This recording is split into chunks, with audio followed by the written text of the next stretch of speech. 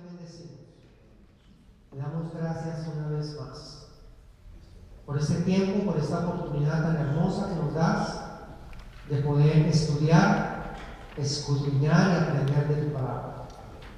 Pedimos en esta hora formalmente, en el nombre de Jesús, en tu presencia, el Espíritu Santo, en el cual nos has bendecido, se mueva de una manera especial y sobrenatural en esta noche, tocando nuestra mente y nuestro corazón, dándonos el entendimiento que necesitamos para poder comprender el mensaje de tu palabra.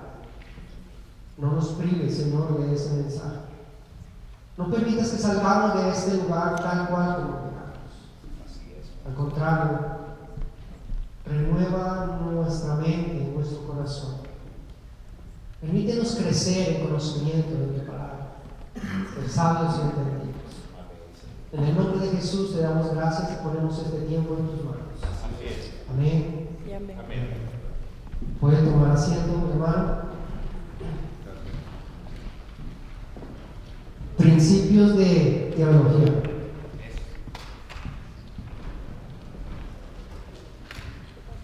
¿Qué entiende por principios? Fundamentos, bases. Principios, básicamente, porque no vamos a tocar con profundidad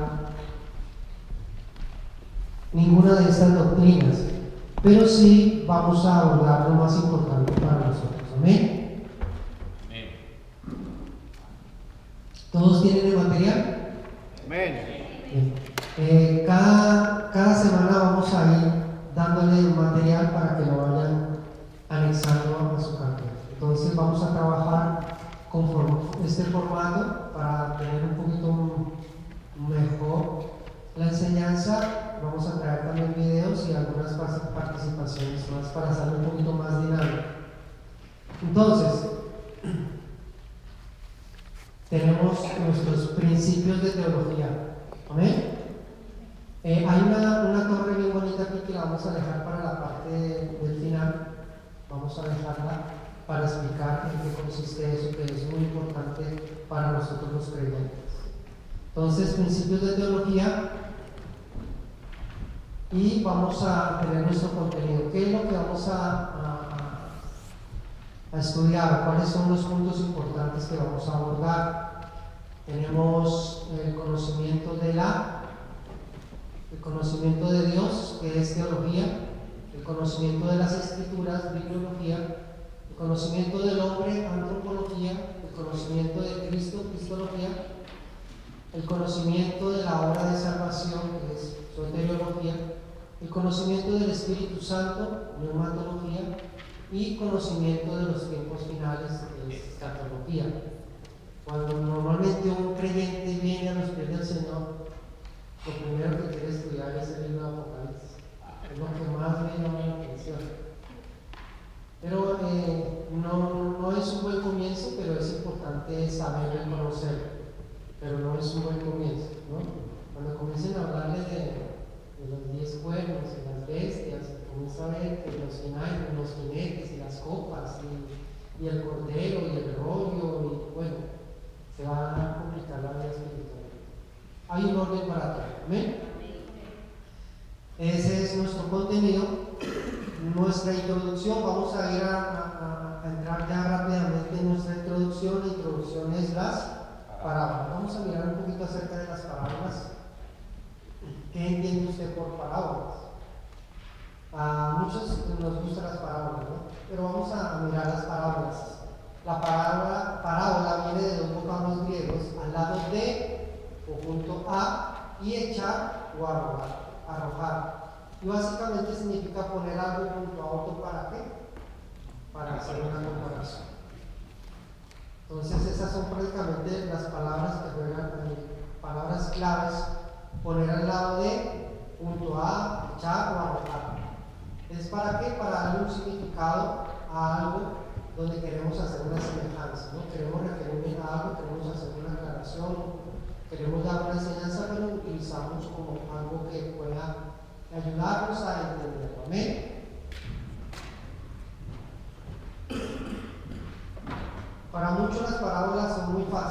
muchas personas las parábolas son muy fáciles de entender, pero las parábolas son bien un poquito complicadas.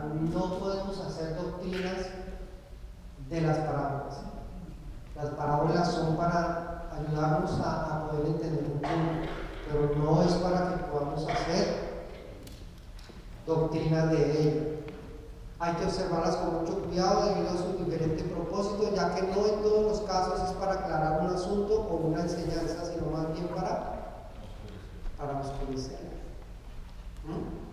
Para oscurecer. Mateo capítulo 13, verso 10, ahí lo tienen en su esta, dice: entonces acercándose los discípulos le dijeron: ¿por qué les hablas por parábolas? Y él respondiendo les dijo: porque a vosotros os es dado saber los misterios del reino de los cielos, mas a ellos no les es dado. Porque a cualquiera que tiene se le dará y tendrá más, pero el que no tiene, aún lo que tiene le será quitado.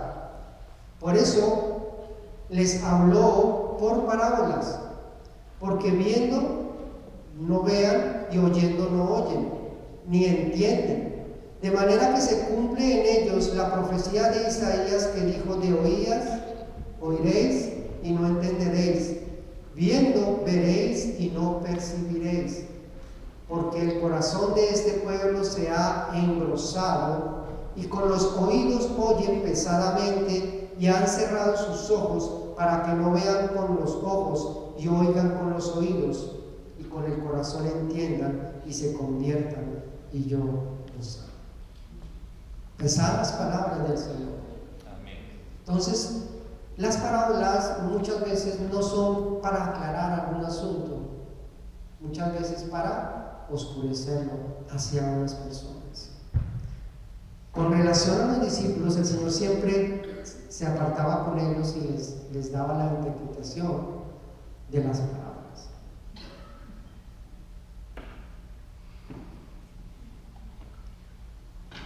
Parábolas que fueron dichas a sus discípulos. Más o menos las parábolas, vamos a mirar un poquito de las parábolas que fueron dichas a sus discípulos. Marcos capítulo 4, verso 33 dice: con muchas parábolas como esta les hablaba la palabra conforme a lo que podían oír, y sin parábolas no les hablaba, aunque a sus discípulos en particular les declaraba todo.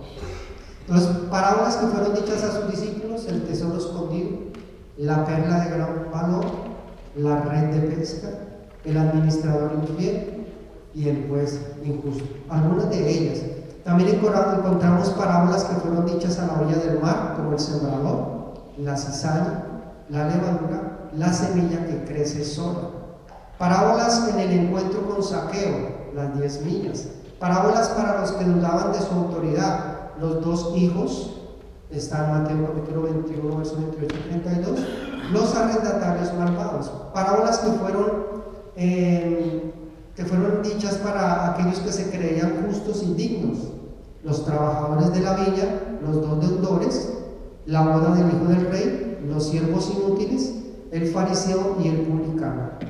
Parábolas en respuesta a los fariseos que escribían que murmuraban: la oveja perdida, la moneda perdida, el hijo pródigo. Parábolas con relación a la oración. De ahí vienen otras parábolas y vamos a mirar aquí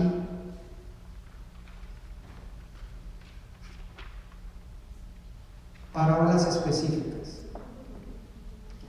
Un poquito rápido acerca de las parábolas, no vamos a profundizar mucho. Más adelante sería bueno mirar parábola por parábola, sería un estudio bien bonito. Pero en este momento vamos a mirar parábolas específicas: a un intérprete de la ley, el buen samaritano; a uno que comía con él la gran cena; con relación a una herencia, el rico insensato; con relación a la codicia de los fariseos, Lázaro y el hombre rico; con relación a su venida, las 10 vírgenes, los talentos; con relación a la ejecución de unos galileos, la higuera estéril. Vamos a enfocarnos en la parábola de las 10 vírgenes. vamos a tocar para poder introducir realmente nuestro estudio hacia la teología. Escogí esta parábola porque me llama mucho la atención. Hemos escuchado una buena cantidad de mensajes acerca de esta parábola. Y muchas parábolas como esta se utilizan o se usan para hacer muchas aplicaciones. Pero vamos a tratar de concentrarnos en el texto y en el contexto para ver qué es lo que realmente quiere enseñarnos esta parábola. Amén. Vamos a leer rápidamente entonces Mateo capítulo 25, del verso 1 al verso 13.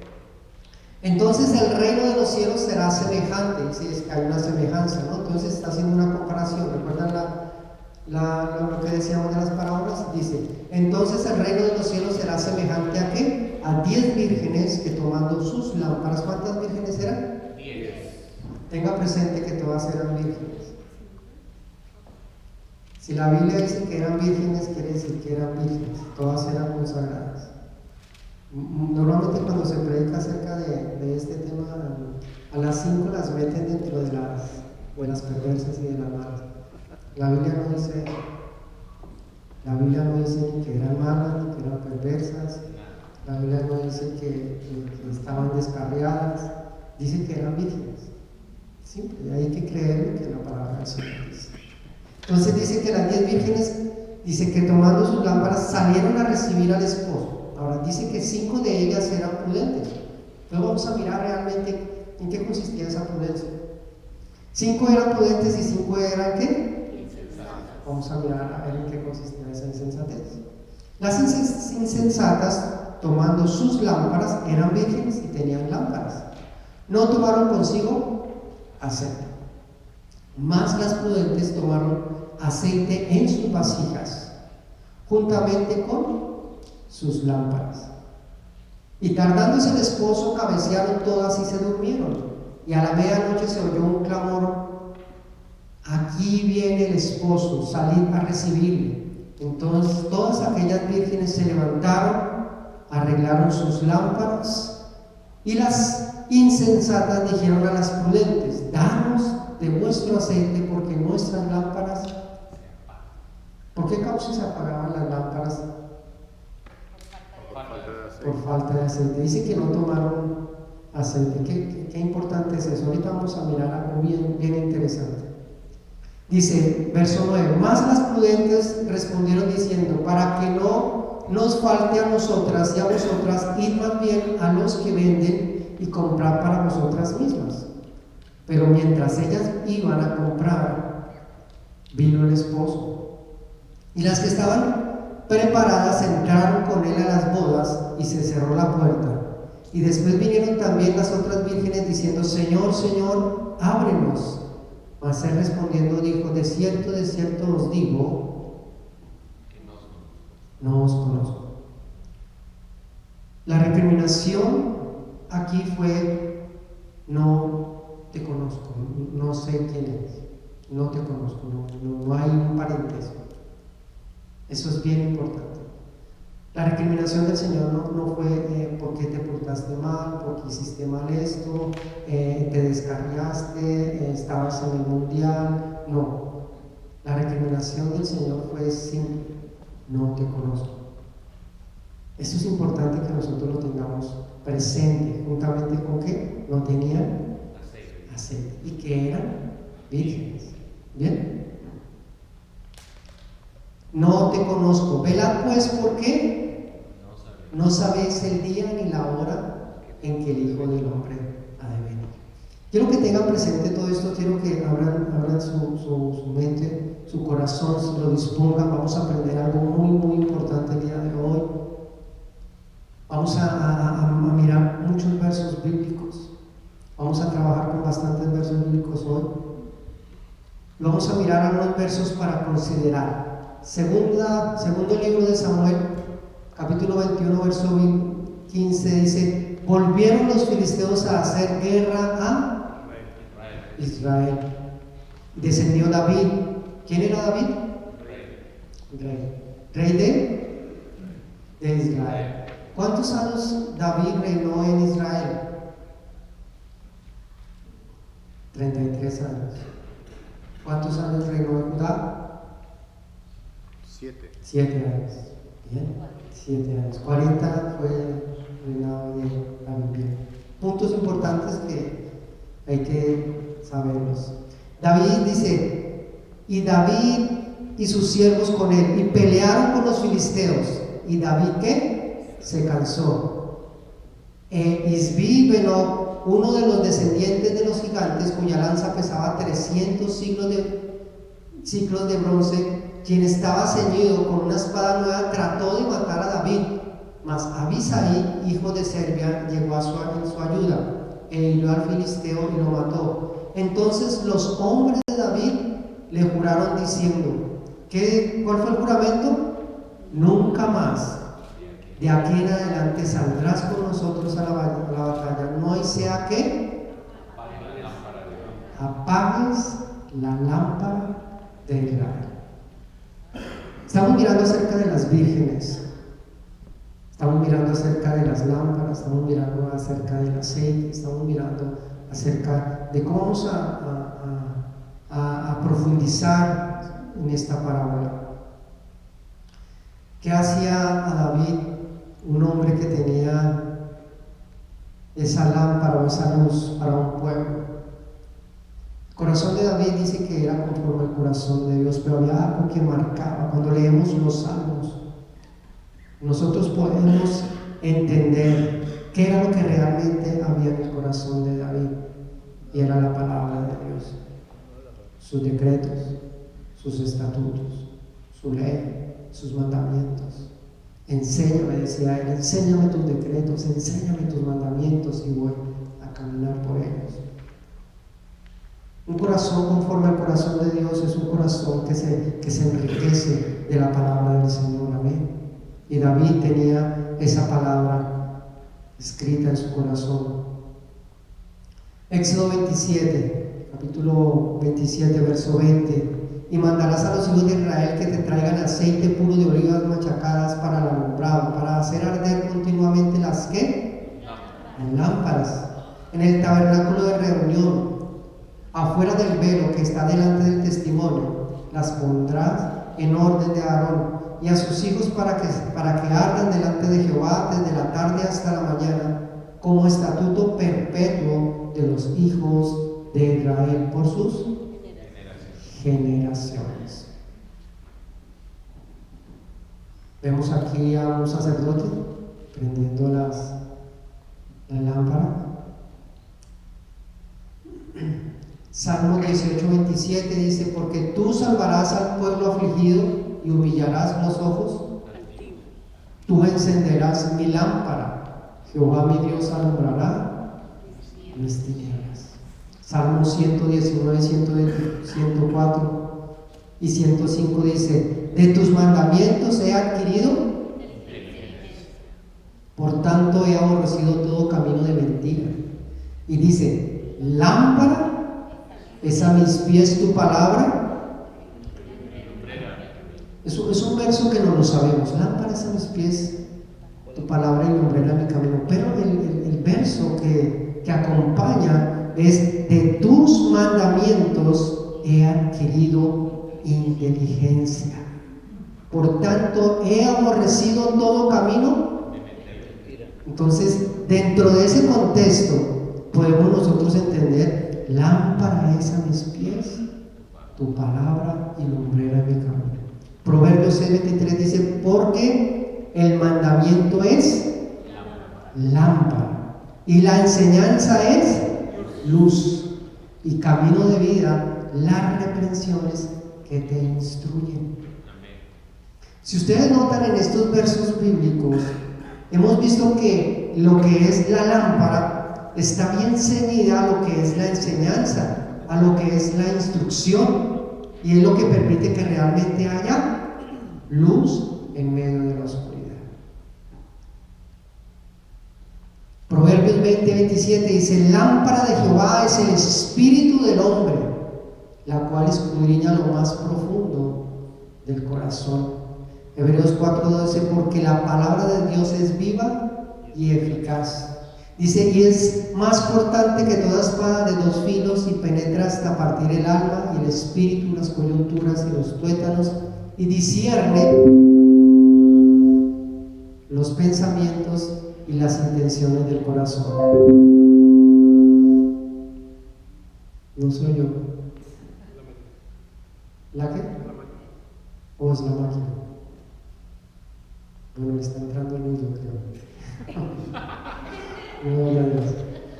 Entonces dice, discierne los pensamientos y las intenciones del corazón, y no hay cosa creada que no sea manifiesta en su presencia. Estaba hablando de la palabra de Dios. Antes bien, todas las cosas están desnudas, abiertas a los ojos de aquel a quien tenemos que dar cuentas. Amén. El Evangelio de Lucas 11:33 dice, nadie pone en oculto la luz encendida ni debajo del almud, sino en el candelero, para que los que entran vean. Lámpara del cuerpo es el ojo. Cuando tu ojo es bueno, también todo tu cuerpo está lleno de luz. Pero cuando tu ojo es maligno, también tu cuerpo está en tinieblas.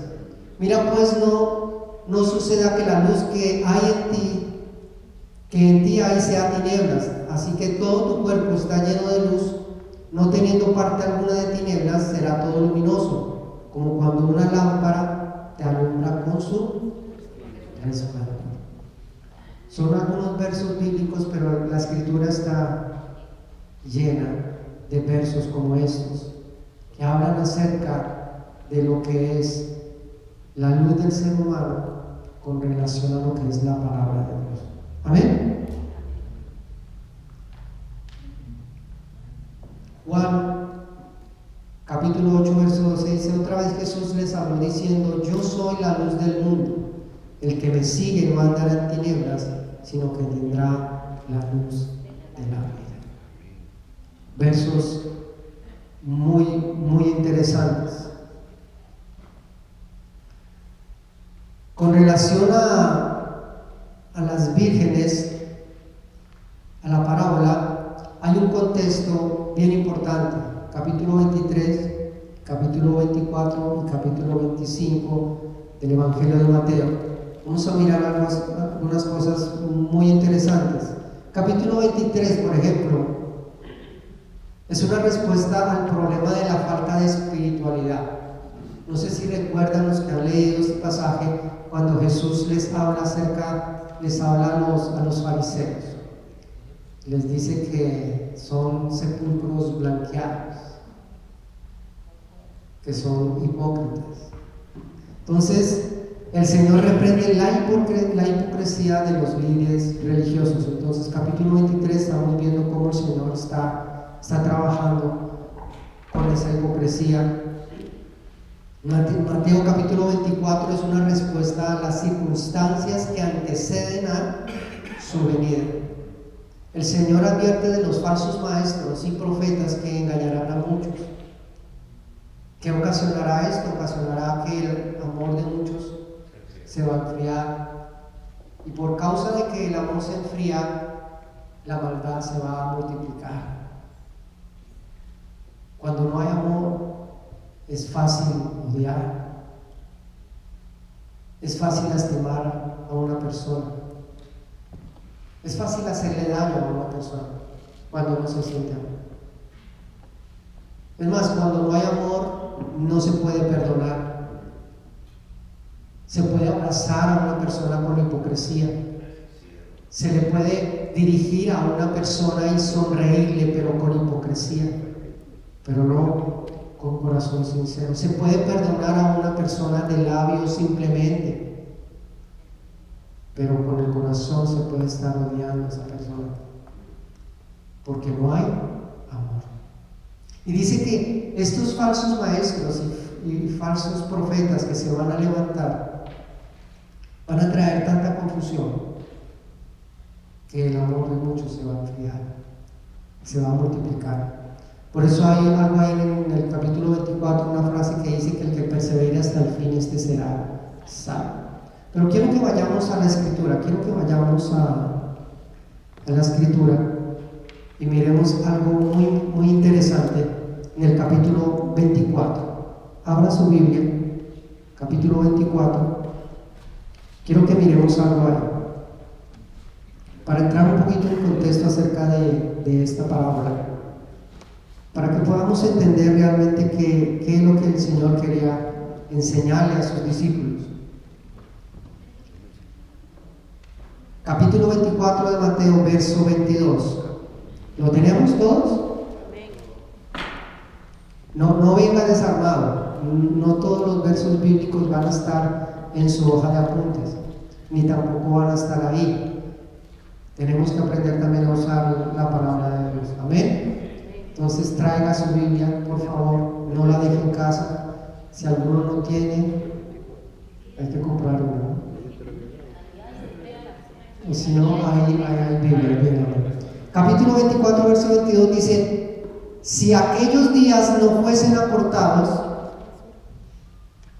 nadie sería salvo, mas por causa de los escogidos, aquellos días serán acortados. Qué privilegio, ¿no? Qué bendición. Entonces, si algunos dijeren: mira, aquí está el Cristo, mira, allí está, no lo creáis, porque se levantarán falsos cristos, falsos profetas, y harán grandes señales y prodigios, de tal manera que engañarán, si fuere posible. O sea, si fuere posible. O sea, si Dios le concede ese derecho de engañar, serían engañados.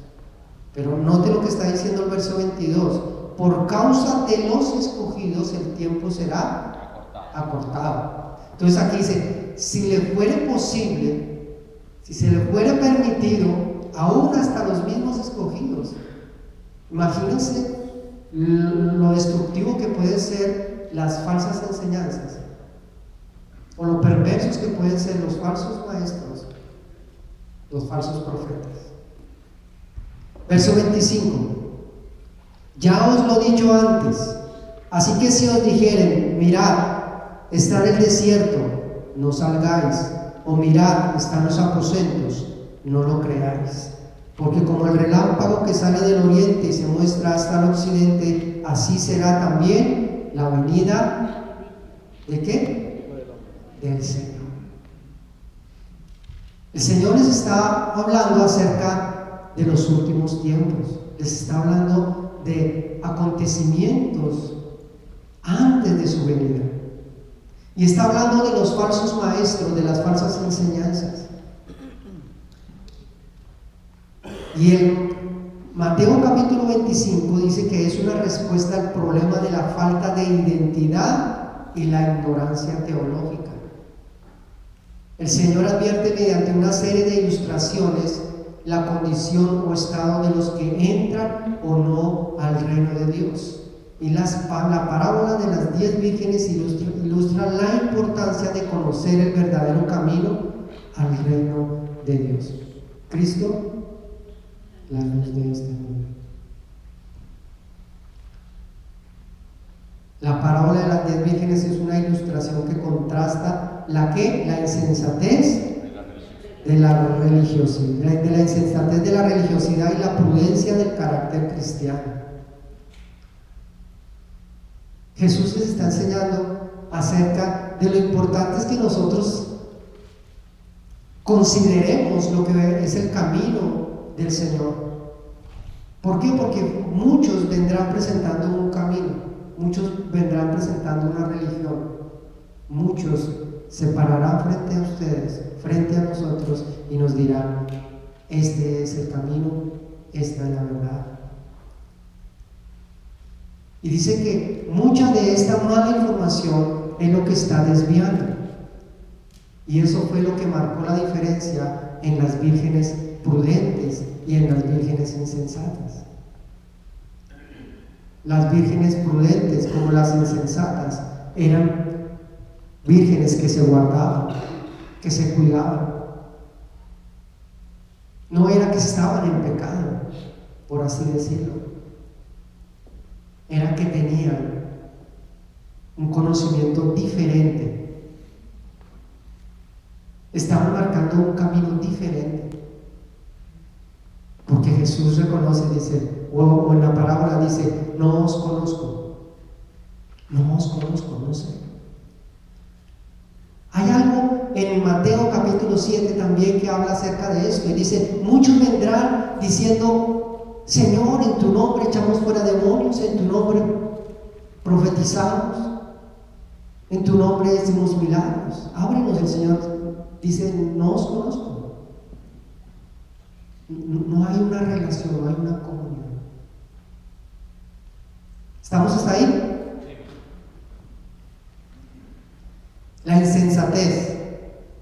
Vamos a mirar ese contraste rápidamente. La insensatez mantiene a una persona en oscuridad, una persona insensata, una persona que está en oscuridad. La insensatez promueve la ceguera espiritual. La insensatez menosprecia el estudio de la palabra de Dios. La insensatez ignora la presencia del Espíritu Santo. Y la insensatez hace a una persona presa fácil del error. Una persona insensata es una persona que no valora la palabra de Dios, que no valora la presencia de Dios. Es una persona que no le interesa realmente tener relación, comunión con ese Dios grande, maravilloso. No le interesa conocer esa verdad. Eso quiere decir de que cualquier persona que le hable, aunque utilice la palabra, puede engañarle. ¿Estamos? La prudencia. Un creyente prudente es un creyente que alumbra por la luz de Cristo en su corazón. Un creyente prudente es un creyente que mantiene sus ojos puestos en Cristo Jesús. No en el pastor, no en el maestro, no en el siervo, o en el que hace milagros, o en el que hace prodigios, o en el ungido, porque hoy ese término ungido ya se ha llevado a la idolatría. No toquéis a los ungidos, ya utilizan ese término para idolatrar a los siervos de Dios. Un creyente prudente es un creyente que es apasionado por la palabra de Dios. Se apasiona por la palabra de Dios, mi hermano. Apasionarse por la palabra de Dios es como se apasiona usted por un hobby, por un deporte, por alguna comida, etc. Apasionarse por la palabra de Dios es dedicarle tiempo al estudio, es meditar en esa palabra, es leerla, es sentarse usted en un lugar con su Biblia, o si tiene algún otro libro, quiere solamente la Biblia, pero sentarse a estudiarla, meditarla, agarrar un capítulo, agarrar un verso y comenzar a escudriñarlo, a mirar qué es lo que realmente quiere decirme, quiere enseñarme la palabra del Señor. Pasión por estudiarla, pasión por leerla, pasión por memorizarla. Lámpara es a mis pies tu palabra y lumbrera mi camino. Nos apasionamos por la palabra de Dios.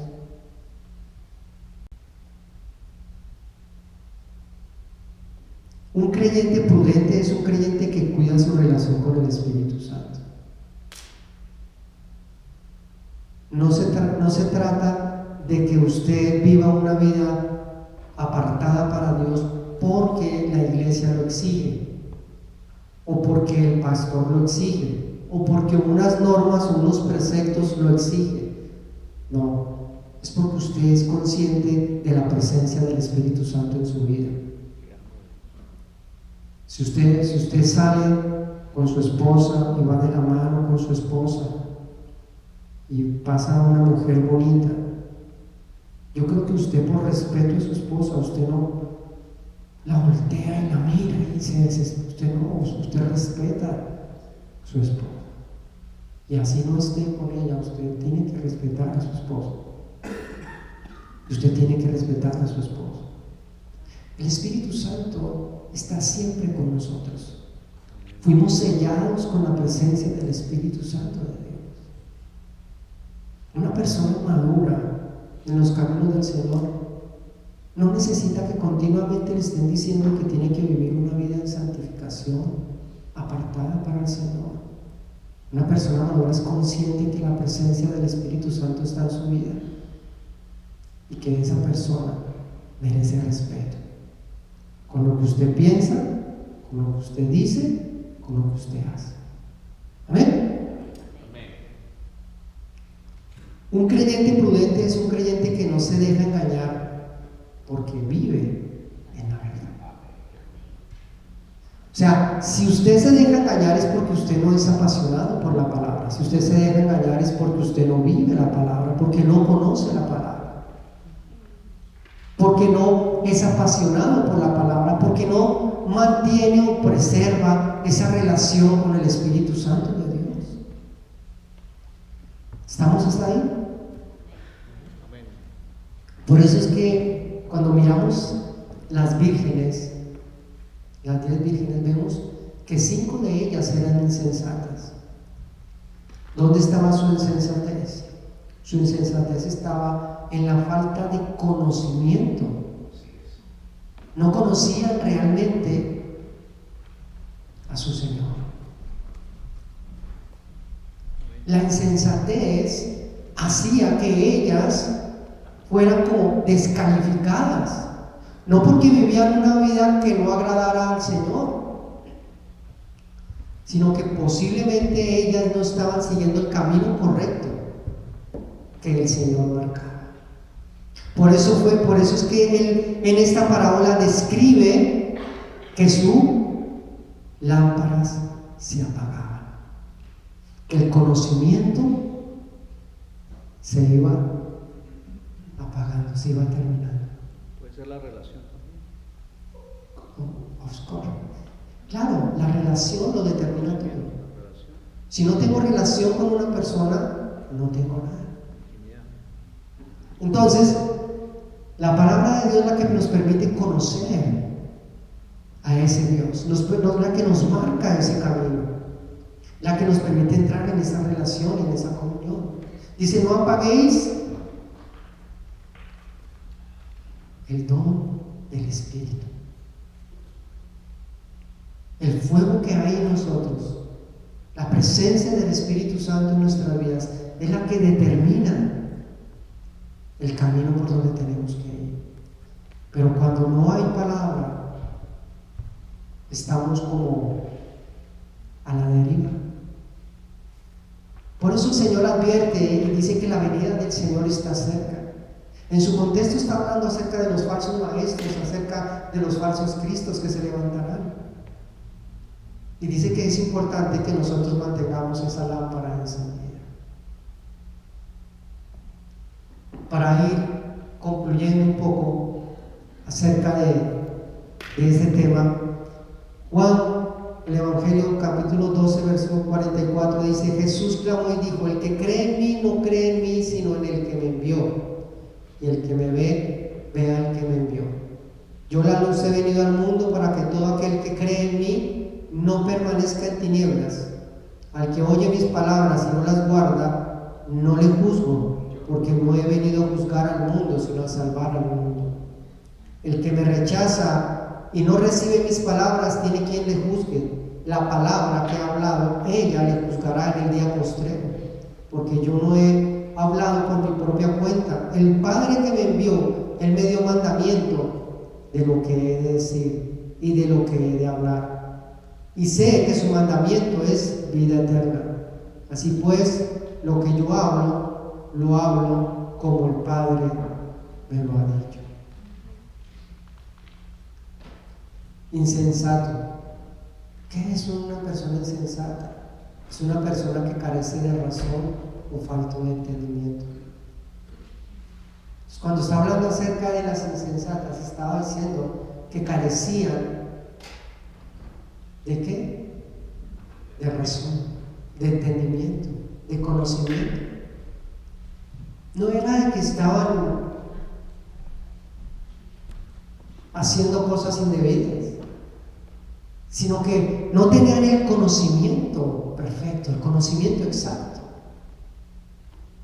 La vida, las decisiones, las adversidades, dificultades, las pruebas, el pecado, la vanidad de la vida, las religiones, las herejías, los falsos maestros, los falsos evangelios y la ignorancia teológica son herramientas que usa Satanás para que la luz de Cristo no resplandezca en la vida de muchas personas.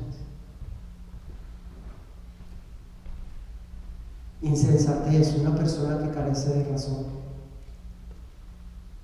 Prudencia es el buen juicio y conocimiento de una persona, y es también una de las virtudes que rigen el buen discernimiento. ¿Se acuerdan que les dije? Tengan presente esa palabra, discernimiento. Dice que la prudencia es una de las virtudes que rigen al buen discernimiento. ¿Qué es discernimiento? Ya lo hemos dicho anteriormente aquí. ¿Qué es discernimiento? La capacidad que una persona tiene para diferenciar entre lo bueno y lo malo, pero se inclina hacia las cosas buenas. Eso es discernimiento. Y dice que la prudencia es una virtud que acompaña el buen discernimiento. Entonces, las vírgenes prudentes eran entendidas, sabían perfectamente qué era lo que ellas necesitaban, qué era lo que tenían que hacer y qué era lo que no tenían que hacer. En cambio, las insensatas no se percataron de nada. ¿Estamos entendiendo?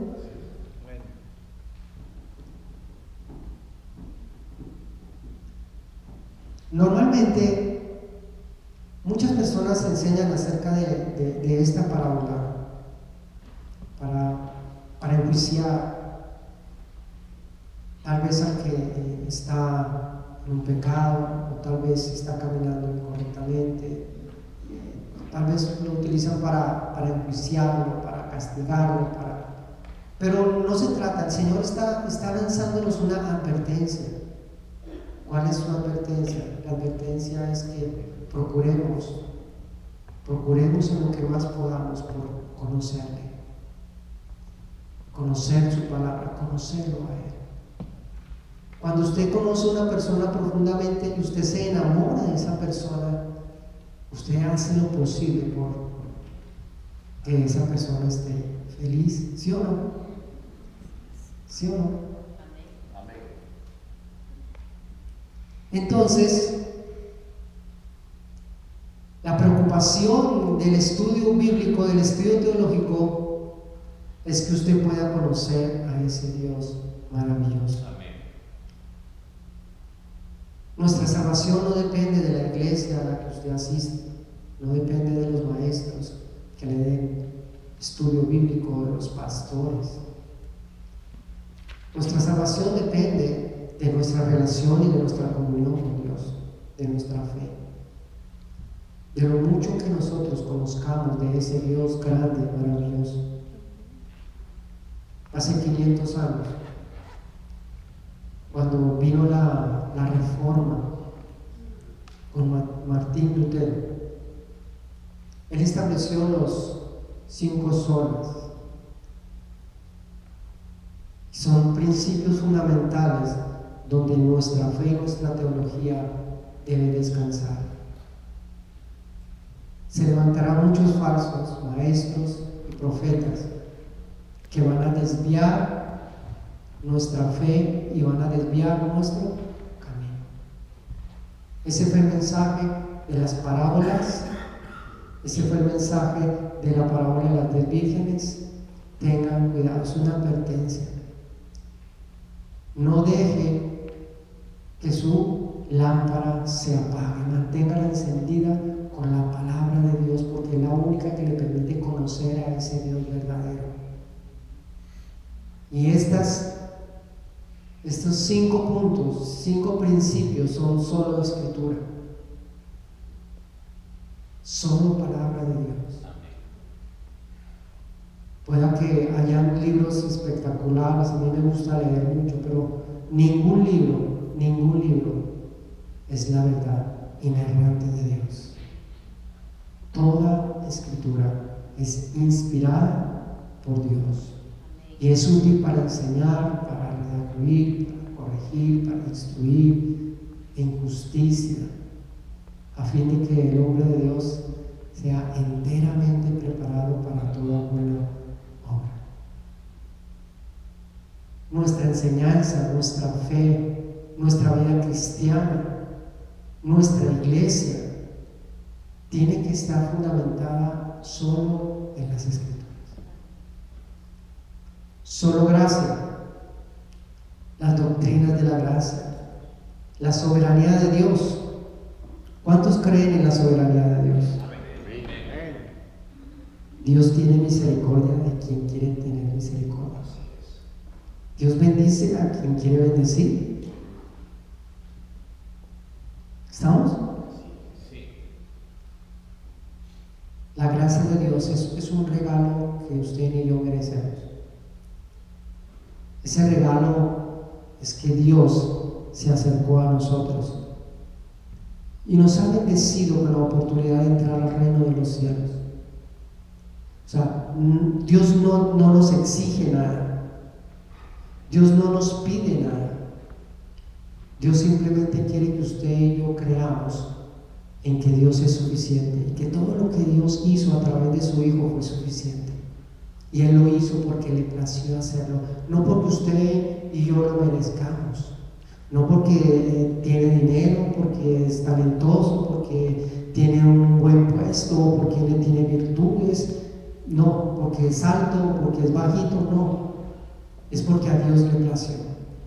Se llama algo inmerecido, el favor de Dios que usted y yo no merecíamos, pero a Dios no le plació darnos.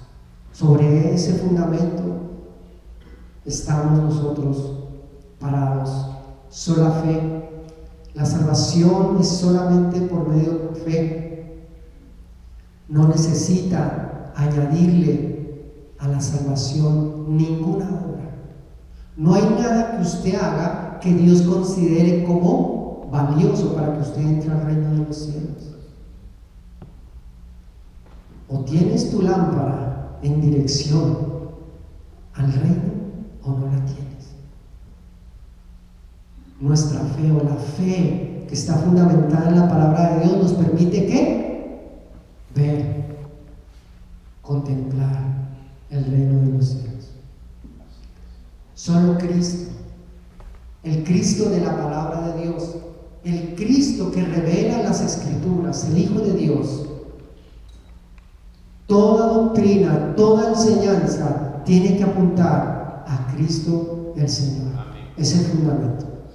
Hay muchos libros, hay muchas religiones, hay muchos escritos, como Cristo, el Cristo de los musulmanes. Ellos dicen, creen en Jesucristo como profeta, pero no más grande que Mahoma. Ahí está, por ejemplo, los testigos de Jehová. Ellos creen en Cristo, pero creen en Cristo como una creación. Creen que es el arcángel Miguel. Imagínense. Y así vamos a encontrar a lo largo muchas religiones que hablan acerca de Cristos, pero para nosotros el único Cristo es el de la palabra del Señor, y solo para la gloria de Dios, solamente para la gloria de Dios. Amén.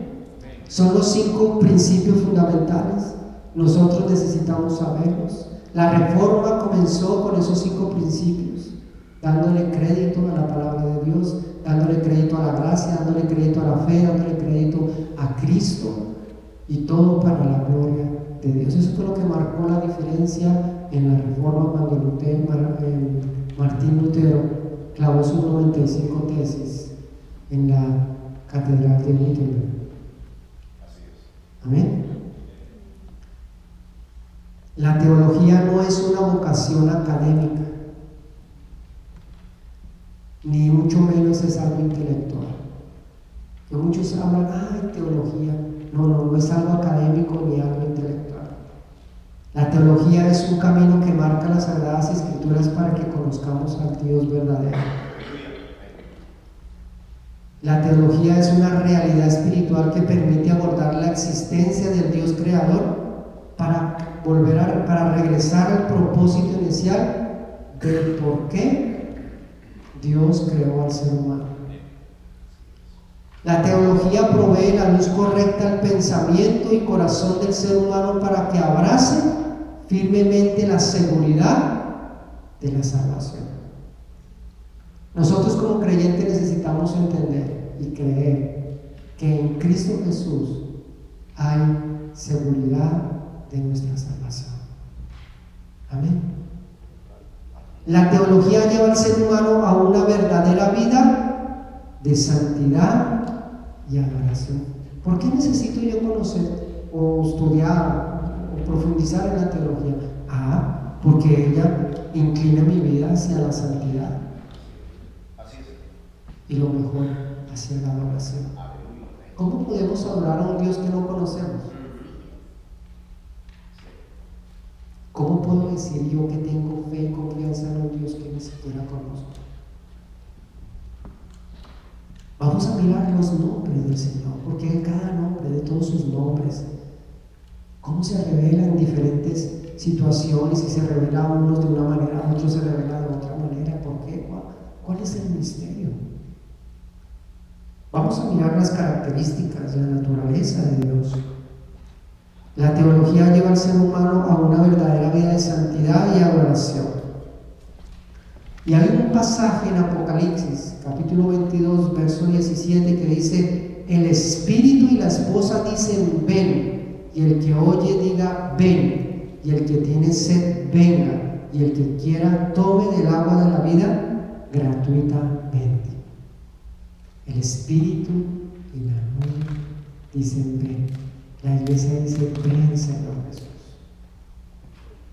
Cuando usted desea que Cristo venga, cuando usted desea que Cristo se haga presente, es porque realmente usted le conoce, usted sabe quién es. Pero cuando usted no desea que Cristo venga, es porque algo no está bien en su vida. ¿Sí o no? Cuando usted le debe un dinero a alguien y ese alguien le dice tal día paso por ese dinero y usted no tiene el dinero, ¿qué es lo que menos quiere usted que pase? ¿Ah?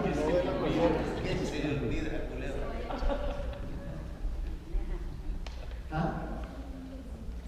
¿Que pase o que no pase? Que no pase. Si usted conoce al Señor y usted está enamorado del Señor, ¿qué es lo que verdaderamente usted desea? Que venga ya. Por eso el clamor del último capítulo de Apocalipsis es: ven, Señor Jesús. El Espíritu juntamente con la iglesia se identifican en ese deseo que Cristo venga pronto. ¿Sí o no? Pero cuando nuestra vida no está organizada, cuando nuestra vida está debatiéndose entre las aflicciones del mundo, entre los afanes del mundo, entre mis deleites, dentro de mis placeres, dentro de mis sueños y de mis proyectos, la verdad no quiero que el Señor venga. Señor, tárdate un poquito porque tengo un proyecto para que eso salga, y si no me sale ese proyecto, entonces mire, para nosotros es mejor que el Señor venga ya. Ahora, si su corazón no está ligado y unido a la obra del Espíritu Santo, tendría que entrar a ese clamor. Cuando Pedro dice: no es que Él tarde su venida, sino que Él es clemente, Él es paciente y misericordioso para que todos procedan al arrepentimiento. Para nosotros como creyentes es mucho mejor que el Señor venga ya en este momento y que nosotros podamos partir con Él. Amén. Pero si no es así, si no está ese deseo en nosotros, es porque algo está pasando. Si nosotros no conocemos a ese Dios grande, a ese Dios maravilloso, es porque algo está pasando en nuestra vida. Estamos siendo bombardeados, y lo he dicho varias veces, estamos siendo bombardeados por doctrinas y enseñanzas que no llevan al pueblo de Dios a una verdadera adoración, ni llevan al pueblo de Dios a una verdadera comunión con el Señor. Así es. Cristo viene en cualquier momento, y Él viene por un pueblo entendido. Mi pueblo pereció porque le faltó conocimiento.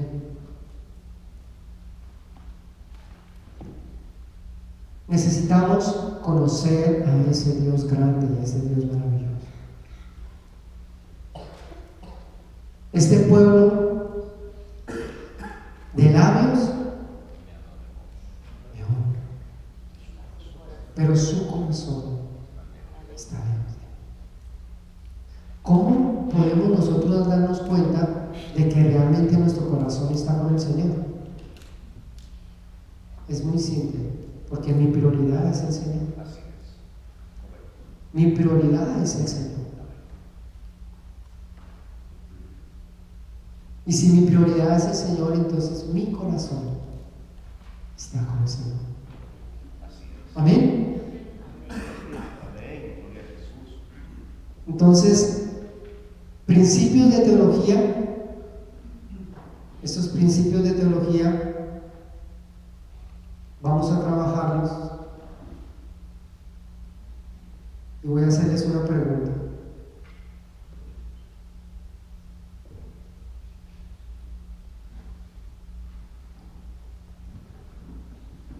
¿Cuál es su expectativa con relación a esta enseñanza, a este estudio teológico?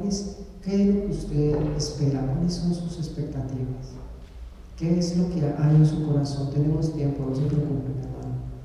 ¿Cuáles son sus expectativas con relación al estudio, a estos principios? Conocimiento de Dios, las Escrituras, del hombre, de Cristo, la salvación, del Espíritu Santo, cerca de los tiempos finales. ¿Qué es lo que usted espera de este estudio bíblico? Allí. Principalmente yo creo que para mí sería conocer más los fundamentos, las bases. ¿Qué ayudaría? Sí, o sea, claro que la idea de nosotros todos es seguir conociendo y entendiendo más la palabra de Dios. Y cualquier estudio que desarrollemos es en la finalidad es conocer más de Dios, ¿no? Este estudio en particular, como principio de teología, es justamente cómo entender los conceptos básicos de manera inicial de la teología y del estudio de la palabra. ¿Ven? ¿Acá? ¿Por aquí? Bueno, licenciado, yo creo que una de las cosas importantes que uno como pastor desea es que la iglesia sea eficiente. Cuando somos eficientes, tenemos la facultad de poder alcanzar. Mientras no haya eficiencia en nosotros, es imposible que podamos tener los capitales, la buena disposición. Pero si no existe el conocimiento, nosotros nunca podemos transferir lo que aprendemos. Amén. Y yo creo que la iglesia ha entrado en esa faceta donde el Señor nos está enseñando su palabra. Y considero de que el estudio es lo que va a llevar individualmente a la iglesia a una madurez, a una solvencia espiritual. Y como pastores estamos comprometidos de que ustedes sean eficientes. ¿Y cómo van a ser eficientes? A través del estudio. Para mí, el conocimiento de la teología de Dios marca en la vida de una persona, la vida de una comunidad, la vida de una nación. Por eso es que en la actualidad vemos nosotros que después de aproximadamente 4.000 años, donde Israel ha sido advenedizo, qué se preserva? Porque está el conocimiento de Dios. Por lo tanto, yo considero que para mí, mi punto de vista, la teología me ha enmarcado para servir a Dios de una manera eficiente, responsable y respetuosa y con decencia para el Señor. Gracias a Dios. Sí, ¿no? Bueno, yo quisiera usar la enseñanza que usted nos da para aumentar mi fe, porque yo sé que con mi fe puedo cambiar muchas cosas, con mi fe puedo hablar más a la gente, y puedo entrar con la forma como yo actúo y como mis hermanos actúan para poder hacer crecer y para poder llevar esta palabra a mucha gente. Amén. Amén, gloria a Dios. Qué lindo la fe. Y tiene razón porque sin fe es imposible agradar a ese Dios. Así es. Amén. A ver, por allí.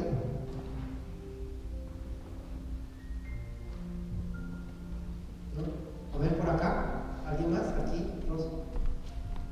Bueno, para mí personalmente el estudio de la palabra es importantísimo. Es muy importante el estudio de la palabra, pero yo pongo por encima del estudio de la palabra la oración. Porque si yo no tengo una comunicación espíritu con el Señor, pues la palabra, que la palabra conocimiento mata, se puede uno ir por la religiosidad fácilmente. Entonces cuando yo tengo ese balance, puedo, mi meta, lo que yo persigo es,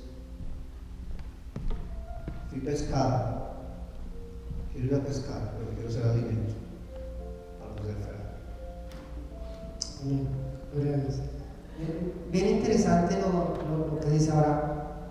El conocimiento de las Escrituras no es conocer desde un aspecto intelectual.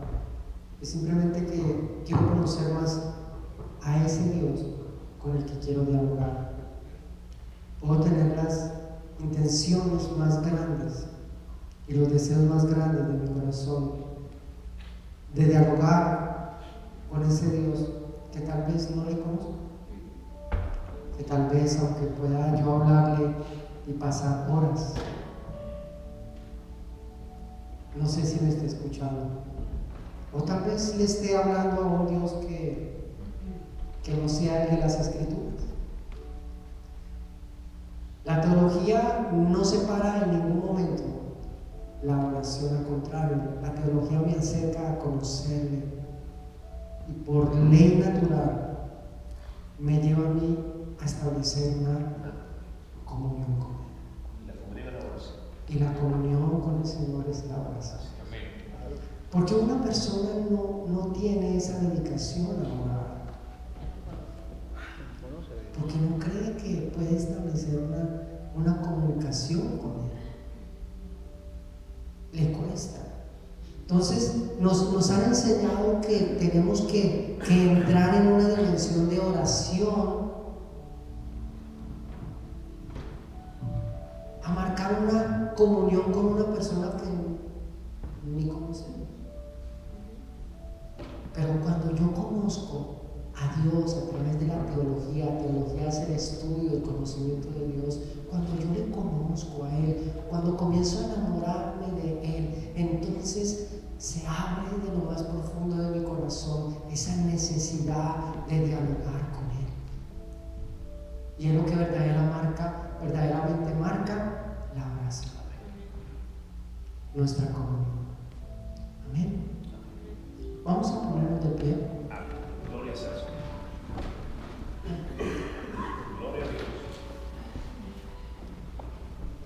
Y bueno, quiero más que motivarlos, decirles que es una bendición que podamos estar comenzando este tiempo de estudio. Para mí es muy importante, es lo que realmente ha marcado mi vida, como decía el pastor, no solamente mi vida, sino que marca realmente el camino de la iglesia, la madurez de la iglesia. Déjenme decirle que vendrán Así como han venido tiempos difíciles donde tratarán de engañarnos y tratarán de desviarnos. Pero pues estamos bien parados en la palabra del Señor, vamos a poder defender nuestra fe hasta que el Señor venga. Amén. Así que voy a dejarlos con el pastor. Amén. Gloria sea al Señor. Muchas gracias, licenciado.